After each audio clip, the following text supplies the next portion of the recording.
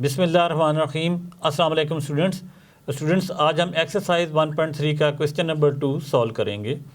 Question number 2 है find the additive inverse of the following matrices. हमने इन दिए गए मैट्रिक्स का एडिटिव इन्वर्स फाइंड करना है।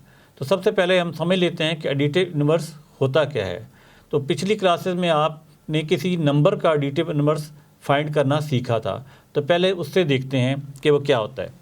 हमारे पास एक नंबर है 5, इसमें प्लस करते हैं कोई नंबर, तो इसका आंसर अगर आ जाए 0, यानी एक नंबर में कोई ऐसा नंबर ऐड किया जाए कि उसका आंसर 0 आ जाए, तो वह हमारा एडिटिव इन्वर्स कहलाता है वो नंबर। अब आप जानते हैं कि जैसे ये पॉजिटिव 5 है, इसके अंदर हम नेगेटिव 5 ऐड करेंगे तो तभी ये 0 के बराबर आएगा। 5 प्लस माइनस मल्टीप्लाई किया जाए तो माइनस आता है, तो ये प्लस का 5 है, ये माइनस का बन जाएगा। 5 और -5 आपस में कट जाएंगे तो आंसर क्या आएगा? 0। ये था नंबर्स का एडिटिव इन्वर्स। हमने मैट्रिक्स का एडिटिव इन्वर्स बताना है, वो भी सेम इसी तरह है कि अगर हमारे पास कोई ए मैट्रिक्स है तो उसका हमने एडिटिव इन्वर्स निकालना हो तो हम ए क्या नेगेटिव मैट्रिक्स निकाल लेंगे, यानी उसकी नेगेटिव वैल्यू निकाल लेंगे। तो दोनों को जब हम ऐड करेंगे तो आंसर क्या आएगा? 0। मसलन ये हमारे पास ए मैट्रिक्स दिया हुआ है, इसमें हमने प्लस करना है -a मैट्रिक्स, तो जब इसका आंसर आएगा वो क्या होगा? 0। यानी किसी भी मैट्रिक्स को जब किसी ऐसे मैट्रिक्स में ऐड किया जाए कि दोनों को सम करने के बाद उनका आंसर 0 हो जाए, तो वो दोनों मैट्रिक्स आपस में एडिटिव इन्वर्स कराएंगे एक दूसरे के। तो अब हमारे पास है ए मैट्रिक्स, हमने इसका एडिटिव इन्वर्स फाइंड करना है, यानी ऐसा मैट्रिक्स फाइंड करना है जो अगर ए में ऐड किया जाए तो आंसर 0 आ जाए। तो हम क्या करेंगे? ए के मैट्रिक्स की तमाम एंट्रीज़ के साइन को चेंज कर देंगे, तो वो हमारा नेगेटिव मैट्रिक्स बन जाएगा। जब उसको ए को उस नेगेटिव ए में ऐड करेंगे तो आंसर क्या आएगा? 0। तो ये ए मैट्रिक्स ए का एडिटिव इन्वर्स बन जाएगा। तो ए का एडिटिव इन्वर्स क्या होगा? यहाँ हम लिखेंगे -a, हम ए मैट्रिक्स की तमाम एंट्रीज के साइन को चेंज कर देंगे, यानी अगर कोई साइन पॉजिटिव है तो नेगेटिव कर देंगे, नेगेटिव है तो उसे पॉजिटिव कर देंगे। तो 2 पॉजिटिव है, इसके साथ नेगेटिव का साइन लगा देंगे। 4 के साथ भी नेगेटिव का साइन लगा देंगे। 2 के साथ नेगेटिव का साइन लगाएंगे, तो जब नेगेटिव नेगेटिव मल्टीप्लाई होगा तो प्लस हो जाएगा, यानी यूँ समझे हम नेगेटिव को पॉजिटिव कर देंगे। और ये पॉजिटिव है, इसको नेगेटिव बना देना है 1। अब जो -a है मैट्रिक्स, ये a का एडिटिव इन्वर्स है, क्योंकि जब इन दोनों को ऐड किया तो आंसर क्या आया? 0। इस तरह b का एडिटिव इन्वर्स क्या होगा? -b, यानी कि b के मैट्रिक्स की तमाम एंट्रीज़ के साइन को हम चेंज कर देंगे, पॉजिटिव साइन को नेगेटिव बना देंगे और नेगेटिव को पॉजिटिव कर देंगे। 1 को लिखेंगे -1, 0 का साइन ना नेगेटिव होता है ना पॉजिटिव, तो इसको 0 ही रहने देंगे। -1 है, ये 1 हो जाएगा।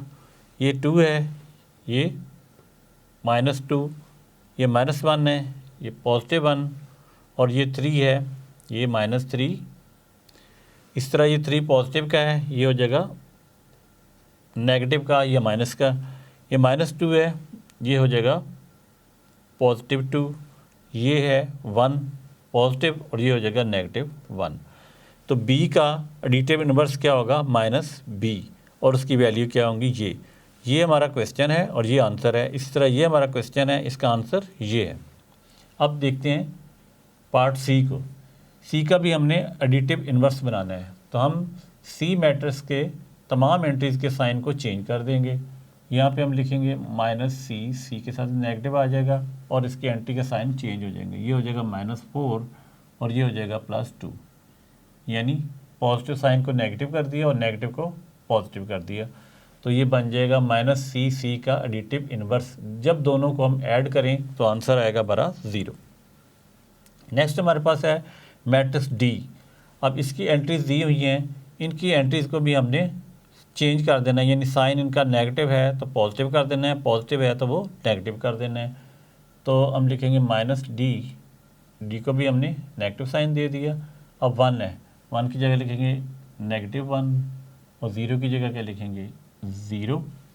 -3 की जगह आ जाएगा 3, साइन चेंज हो गया। -2 की जगह साइन चेंज होके 2 हो गया।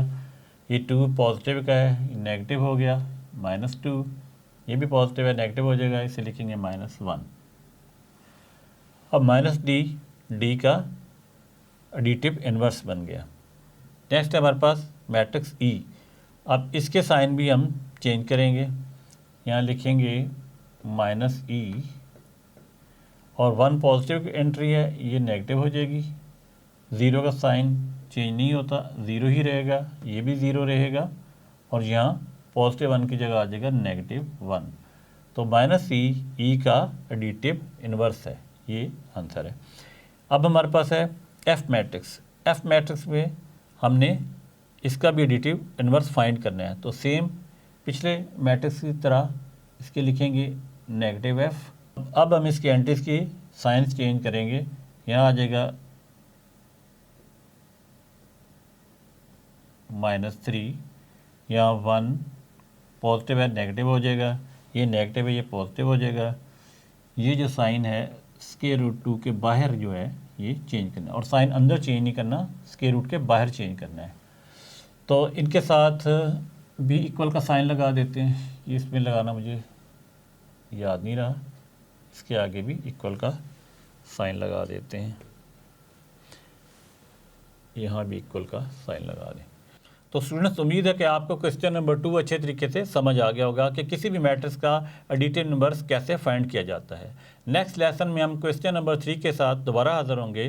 तब तक के लिए अल्लाह हाफिज़।